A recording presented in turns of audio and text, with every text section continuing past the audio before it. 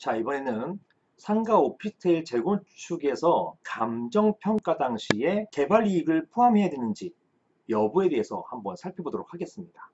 이것도 이제 집합건물 재건축 실무에서 너무 자주 주시는 질문이죠. 제가 한번 질문을 읽어보겠습니다. 안녕하세요, 변호사님. 저는 경기도 수원에 있는 상가 오피스텔의 구분 소유자입니다. 저희 건물이 노후화되어서 현재 재건축 절차가 진행되고 있습니다. 그런데 저는 재건축에는 동의했지만 현물 대신 시가로 계산해서 현금으로 청산을 받게 되었습니다. 그런데 조합에서 감정한 감정가를 보니 터무니없이 임금 가격보다 낮게 책정되었습니다. 이것은 이해가 돼요. 보통 감정가는 일반적인 시가보다 한 60 내지 70% 정도로 다운됩니다. 그래서 이런 다운된 것 때문에 보통 알고 계신 시가보다 다운된 가격이 감정가가 된 것이에요. 이것 때문에 이제 부당하다고 생각하시는 것입니다. 자, 감정서, 즉 감정평가서죠.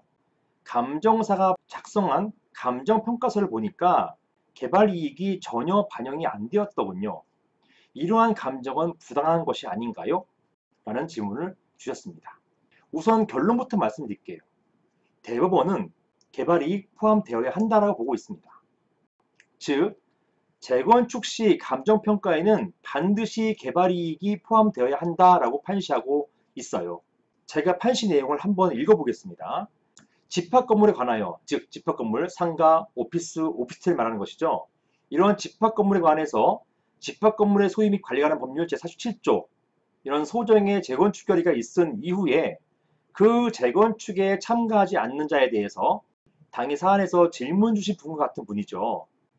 이런 분에 대해서 매도 청구권이 행사되면 그 매도 청구권의 행사의 의사표시가 도달함과 동시에 재건축에 참가하지 않는 자의 구분 소유권 및 대지 사용권에 대해서 자, 보시는 것처럼 시가라고 표현되어 있습니다. 시가. 일반적인 시가를 말하는 것이잖아요. 이런 시가에 의한 매매계약이 성립되게 되는 것이다. 그리고 이때의 시가란 매도 청구권이 행사된 당시에 구분 소유권과 대지 사용권의 객관적 거래 가격이다라는 것입니다.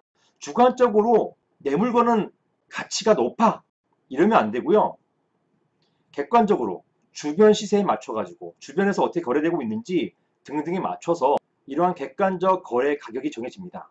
자, 이러한 객관적 거래 가격으로서 노후되어서 철거될 상태를 전제로 한 거래 가격이 아니라 이제 중요해요. 즉 노후된 상태에 보통 재건축이 이루어지는 건물은 노후된 건물이잖아요. 거래도 거의 없고 낮은 가격의 건물이 아니라 그 건물에 관해서 재건축 결의가 있었다는 것을 전제로 해서 구분 소유권과 대지 사용권을 일치로 평가한 가격, 즉 재건축으로 인해서 발생할 것으로 예상되는 개발이익이 포함된 가격을 말한다 라고 대법원이 판시했습니다. 요지는 개발이익이 포함되어야 한다는 거예요.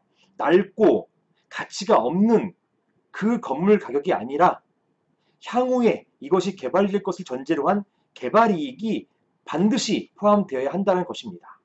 자, 사안에서 감정평가 당시 개발이익이 평가가 안 된 것인지 아니면 평가가 됐지만 이렇게 감정평가에서 누락된 것인지 알 수가 없습니다. 이런 경우에는 결국 감정사를 상대로 해서 사실조회 회신이나 재감정 받아야 돼요. 아무튼 이렇게 개발이익이 평가가 안 된 것인지 아니면 평가가 됐음에도 누락된 것인지 알 수 없으나 만약에 평가가 안 된 것이었다고 한다면 이것은 당연히 위법해지는 것입니다. 대법원 판결에 의해서 그렇습니다. 자, 이런 경우는 결국 추후 법원의 감정을 통해서 수정할 기회가 있습니다. 그리고 간과하시면 안 되는 게 감정이 지정될 경우는요. 가만히 감정 결과만 기다리시면 안 돼요. 반드시 감정인이 지정되면 이 법원에서 지정해 주거든요.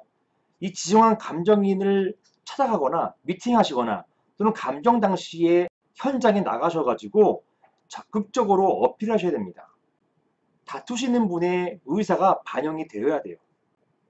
그냥 감정 결과만 가만히 기다리시다 보면 본인 생각하기에 부당하다고 할 정도로 낮은 금액으로 책정될 우려가 있습니다. 이 점 유의하시기 바랍니다. 이상입니다.